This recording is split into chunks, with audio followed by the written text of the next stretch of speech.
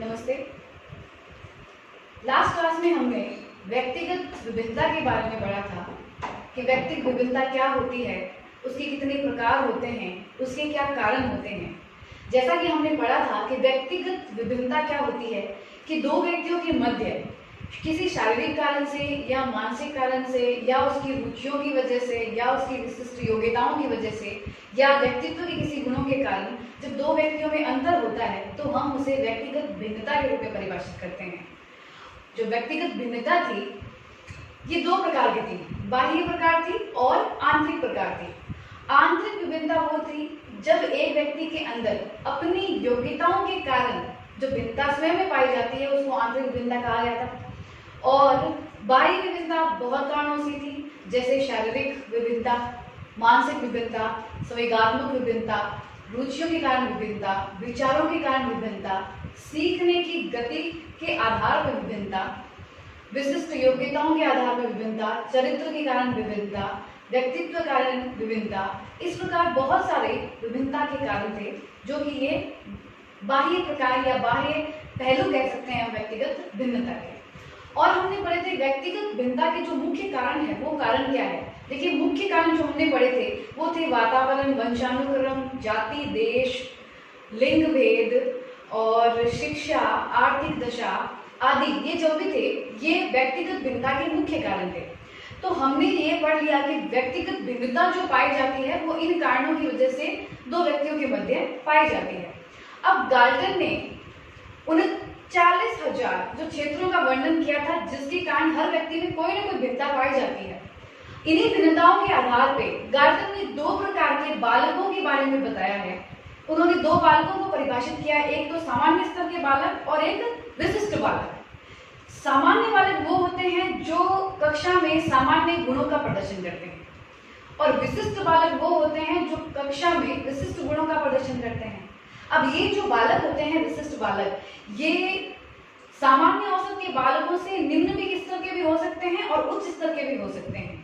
जैसे देखिए, एक प्रतिभाशाली जो बालक है उसकी बुद्धि लब्धि है वो सामान्य बालक से अधिक होती है और एक मंद बुद्धि बालक है इसकी जो बुद्धि लब्धि है वो सामान्य बालक से क्या होती है, कम होती है। लेकिन ये दोनों ही क्या है, विशिष्ट बालक है। तो आज की कक्षा में हम जो चर्चा करेंगे वो करेंगे विशिष्ट बालकों के बारे में कि विशिष्ट बालक कौन कौन से प्रकार के होते हैं और किन किन आधारों पर उनका वर्गीकरण किया गया है।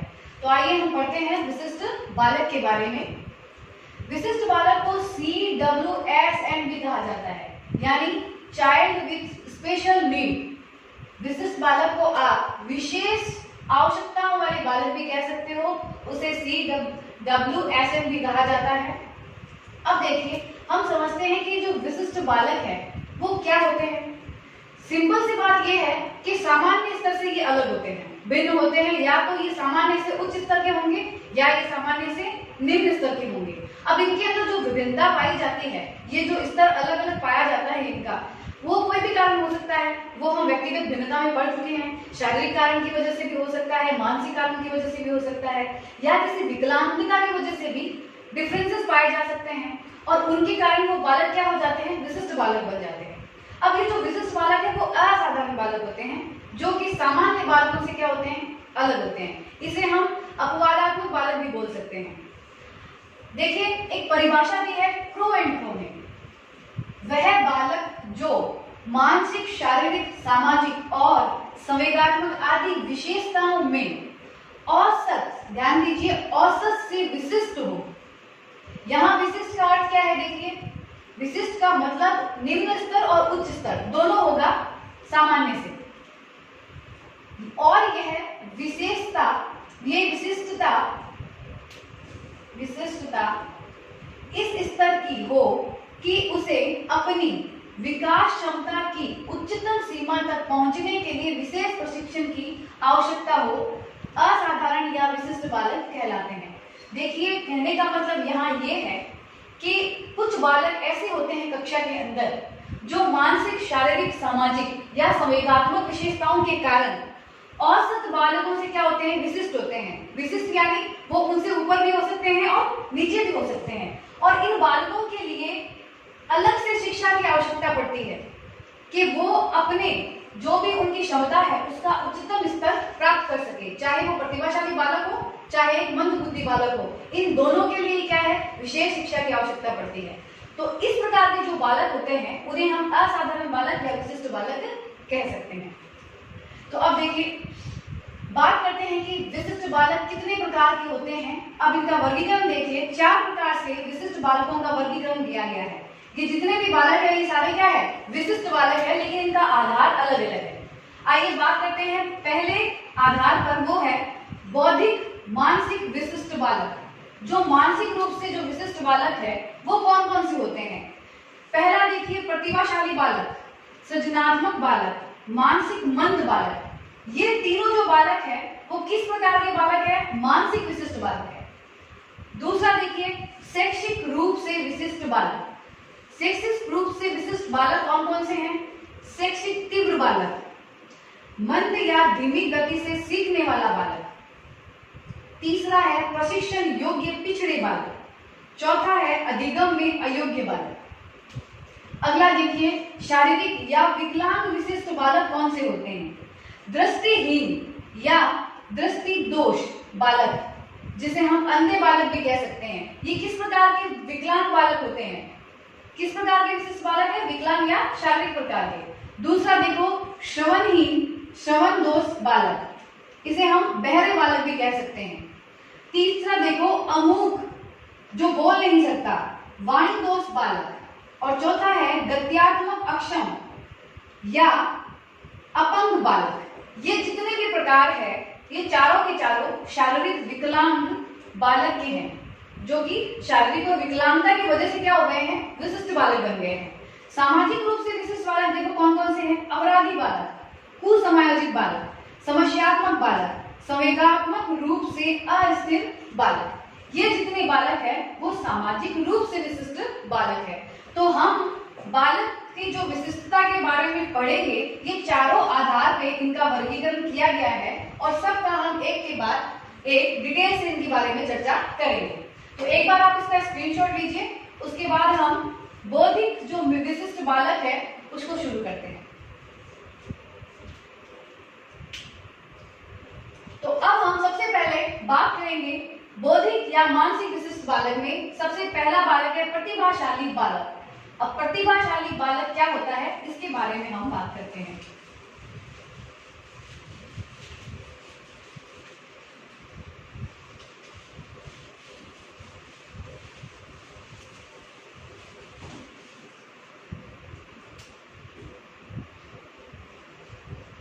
प्रतिभाशाली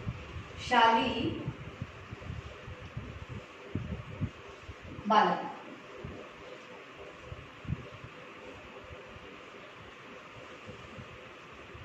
इन्हें गिफ्टेड चाइल्ड बोलते हैं।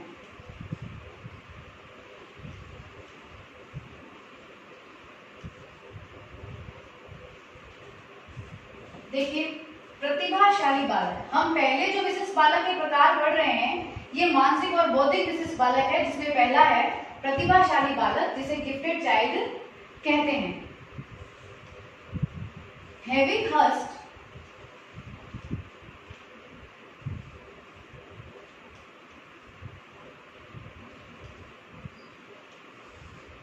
इन्होंने एक पुस्तक लिखी थी, अ सर्वे ऑफ द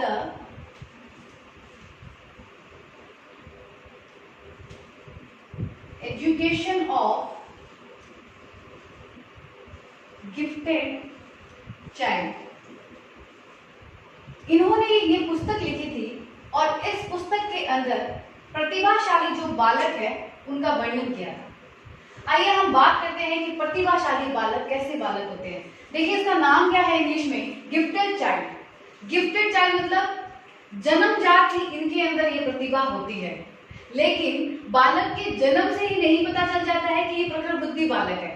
क्या हम बता सकते हैं बालक के जन्म लेते ही कि ये प्रतिभाशाली बालक है? नहीं। कैसे पता चलता है? वो बालक इस प्रकार की क्रियाकलाप करते हैं जिससे कि उनके माता पिता चकित हो जाते हैं। वो उनके कार्य देख के चकित रह जाते हैं कि इतना छोटा बालक इस प्रकार से कार्य कैसे कर रहा है। जैसे देखिए, छोटी कक्षाओं में कुछ बालक होते हैं स्कूल में, समझ लीजिए उस क्लास के अंदर 10 तक की टेबल सिखाई जाती है। तो देखिए, जो प्रतिभाशाली बच्चा होगा वो 20 तक की टेबल को आराम से याद कर लेगा। तो इन्हीं क्रियाओं के द्वारा पता चलता है कि ये बालक क्या है, विशिष्ट है। अब ये जो विशिष्ट बालक होते हैं ये सामान्य बालकों से बात में, बुद्धि में, विचारों में श्रेष्ठ होते हैं। अब ऐसे जो बालक होते हैं वो इन सब से अलग होते हैं, इसीलिए वो हमेशा सबकी नजरों में रहते हैं। पता चल जाता है शिक्षक को कि ये क्या है, स्पेशल चाइल्ड है। अब ऐसे जो बालक होते हैं इनकी बहुत देखभाल करनी पड़ती है, बचपन से ही इन बालकों का ख्याल रखना पड़ता है। यदि इन्हें समय समय पर उचित निर्देशन ना दिया जाए तो ऐसे बालक जो है वो गलत प्रवृत्ति में पड़ जाते हैं, जैसे चोरी करना, गलत कार्य करना, इन सब में विलुप्त हो जाते हैं। तो इनका ध्यान रखना बहुत ही आवश्यक होता है। बालक तो देखिए प्रतिभाशाली है, लेकिन एक शिक्षक के लिए भी ये बहुत ही समस्या वाले बालक होते हैं। इनको डील करना भी एक शिक्षक के लिए बहुत मुश्किल की बात होती है। जैसे एक मंदबुद्धि बालक को उनको डील करना आसान नहीं है, वैसे ही शिक्षकों के लिए प्रतिभाशाली जो बालक होते हैं उनको डील करना भी आसान नहीं होता है, क्योंकि ये विशिष्ट होते हैं, सामान्य से अलग होते हैं। तो उनके लिए एक विशिष्ट शिक्षा प्रणाली बनानी पड़ती है और उनके लिए अलग कक्षाओं का भी आयोजन करना पड़ता है। तो देखिए विशिष्ट बालकों में जो ये प्रतिभाशाली बालक है वो आप किसे कहेंगे, जो कि सामान्य बालक से विचारों में, बुद्धि में, बातों में क्या होते हैं, श्रेष्ठ होते हैं। तो आइए प्रतिभाशाली बालक की कुछ परिभाषाएं पढ़ते हैं।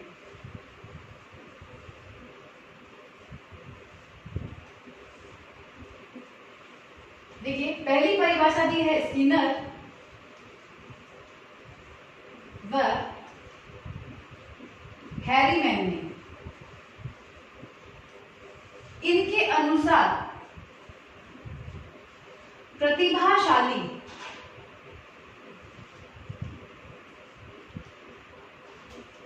जो शब्द है ये उन प्रतिशत बालकों के लिए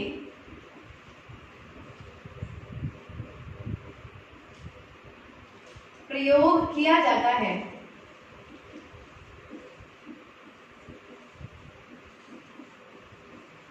जो अधिक बुद्धिमान होते हैं।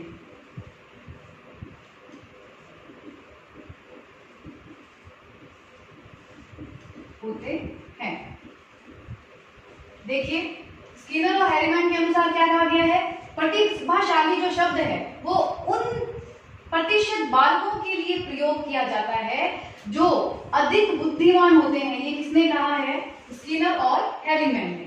दूसरी परिभाषा देखिए क्रो एंड क्रो ने दी है कि प्रतिभाशाली जो बालक है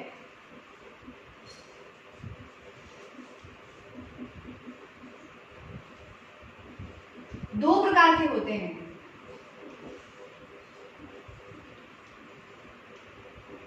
अब देखिए दो प्रकार उन्होंने क्या क्या बताए हैं। पहला, जिनकी बुद्धि लब्धि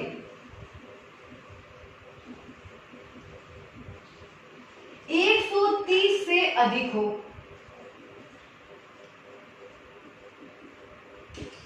और उनमें क्या हो, असाधारण बुद्धि हो।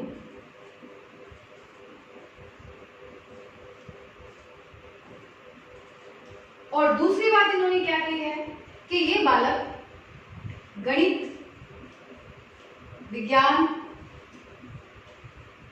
संगीत आदि में एक में या एक से अधिक में विशिष्ट योग्यता रखते हो।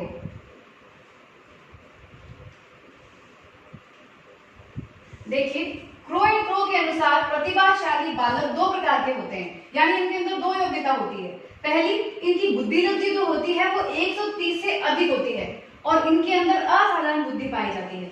दूसरा, ये जो बालक है इनमें गणित, विज्ञान, संगीत आदि विषयों में या तो एक के अंदर विशिष्ट योग्यता होगी या एक से अधिक सभी के अंदर विशिष्ट योग्यता हो सकती है। तो ऐसे बालक क्या होते हैं, प्रतिभाशाली बालक होते हैं। किनके अनुसार, क्रो एंड क्रो के अनुसार। तीसरी परिभाषा देखिए टर्मन और मेरिल के अनुसार प्रतिभाशाली बालक वे बालक होते हैं जिनकी बुद्धि लब्धि 140 से अधिक होती है।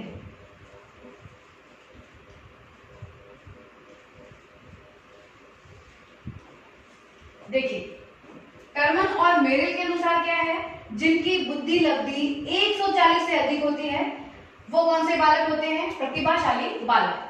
एक और डेफिनेशन है, मैं यहां लिख देती हूं, देखिए ये है पॉल विटी के अनुसार प्रतिभाशाली बालक वे बालक होते हैं जो किसी कार्य को करने के प्रयास में निरंतर उच्च स्तर बनाए रखते हैं।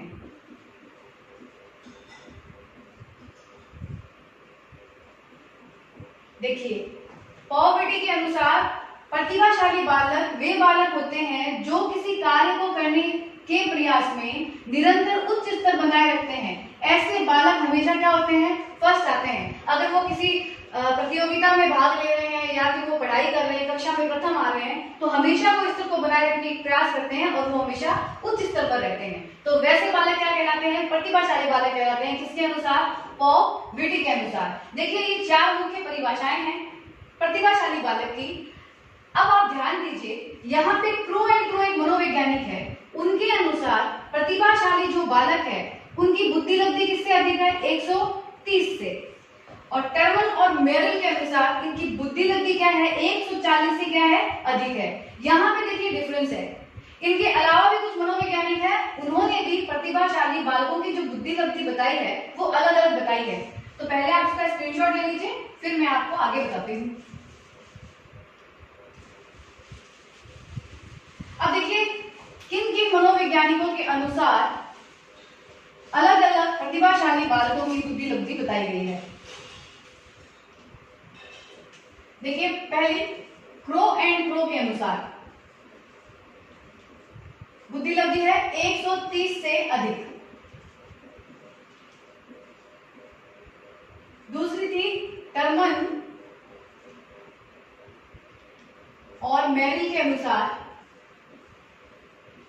140 से अधिक। एक मनोवैज्ञानिक है बेंटले, उनके अनुसार क्या है, 110 से अधिक। और एक मनोवैज्ञानिक है हेक, इनके अनुसार जो प्रतिभाशाली बालकों की बुद्धि लब्धि है वो है 125 से अधिक। तो आप ध्यान रखिए, एग्जाम में आपको प्रश्न पूछा जा सकता है कि टर्मन के अनुसार प्रतिभाशाली बालकों की बुद्धि लब्धि क्या है, क्रो एंड क्रो के अनुसार इनकी बुद्धि लब्धि क्या है। तो आप इन चारों को ध्यान में रखिए। अब देखिए, प्रतिभाशाली जो बालक होते हैं ये कुछ ही बालक होते हैं, तो जनसंख्या की दृष्टि से इनकी संख्या कितनी होती है। देखिए कि प्रतिभाशाली जो बालक होते हैं उनकी जो बुद्धि लब्धि के अनुसार जो संख्या होती है, यानी बुद्धि लब्धि के आधार पे इनकी जो संख्या होती है वो कितनी होती है, बुद्धि लब्धि के अनुसार बुद्धि लब्धि के अनुसार संख्या,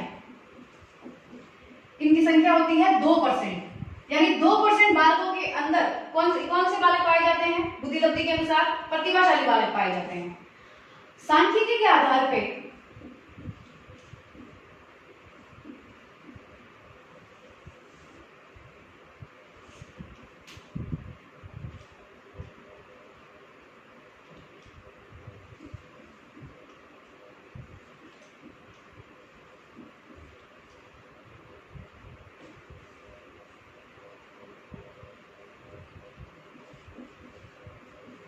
इनकी संख्या होती है 20%।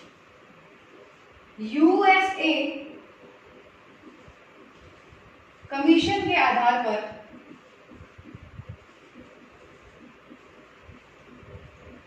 संख्या होती है 3 से 5%। देखिए 3 आधार पे इनकी संख्या बताई गई है। बुद्धि लब्धि के अनुसार संख्या है 2%, सांख्यिकी के आधार पे है 20%, यूएसए कमीशन के आधार पे है 3 से 5%। यानी ये जो संख्या है, जनसंख्या, कुल जनसंख्या के अंदर इतने प्रतिभाशाली बालक पाए जाते हैं और ये अलग अलग आधार पे संख्याएं बताई गई है। तो आप इनका ध्यान रखिएगा कि प्रश्न आपको किसी भी प्रकार से पूछा जा सकता है कि किसके आधार पे कितनी बुद्धि लब्धि है या इनकी जो संख्या है वो किस आधार पे कितनी है। अब देखिए जो प्रतिभाशाली बालक है इनके प्रकार कितने होते हैं। प्रतिभाशाली के जो प्रकार है ये 3 प्रकार के होते हैं। पहला, उच्च बुद्धि लब्धि वाले प्रतिभाशाली बालक। दूसरे हैं एक विषयी योग्यता वाले प्रतिभाशाली बालक। और तीसरा है बहु विषयी योग्यता वाले बालक। अब देखिए 3 प्रकार से प्रतिभाशाली बालकों को विभाजित किया गया है। पहला है उच्च बुद्धि लब्धि वाले बालक, यानी जिनकी बुद्धि लब्धि 140 से अधिक है, वे क्या है? प्रतिभाशाली बालक। एक विषय योग्यता वाले प्रतिभाशाली बालक क्या होते हैं? ये जो बालक होते हैं वो बाकी विषयों में सामान्य स्तर की तरह कार्य करते हैं, लेकिन किसी एक विषय के अंदर इनके अंदर असाधारण योग्यता होती है। जैसे समझ लीजिए कोई बालक है जो गणित विषय में क्या है? बहुत ही ज्यादा होशियार है, एक्स्ट्राऑर्डिनरी वो मैथ्स कर सकता है, तो उसके अंदर क्या है? एक विषय योग्यता है। तो ये जो बालक है वो एक विषय योग्यता वाले प्रतिभाशाली बालक है। बहु विषय योग्यता यानी एक ही बालक का गणित, संगीत, भाषण आदि इन सभी विषयों के अंदर इस बालक के अंदर क्या है? असाधारण योग्यता है, तो उसे हम क्या कहेंगे? बहु विषयी योग्यता। देखिए ये बहुत ही आसान है। बुद्धि लब्धि में ध्यान रखिए 140 से अधिक है, वो आएंगे उच्च बुद्धि लब्धि वाले प्रतिभाशाली बालक। एक विषय यानी एक विषय में क्या है? वो उसके अंदर असाधारण प्रतिभा है। और बहु विषय यानी एक से अधिक विषयों के अंदर क्या है? उसकी विशिष्ट योग्यताएं हैं। तो ये 3 प्रकार के क्या है? प्रतिभाशाली बालक है। अब आगे की क्लास में हम पढ़ेंगे प्रतिभाशाली बालकों की विशेषताएं, उनकी शिक्षा, उनका जो मापन किया जाता है वो किस प्रकार होता है, इसकी चर्चा हम आगे की क्लास में करेंगे। तो आप इसका स्क्रीनशॉट ले लीजिए।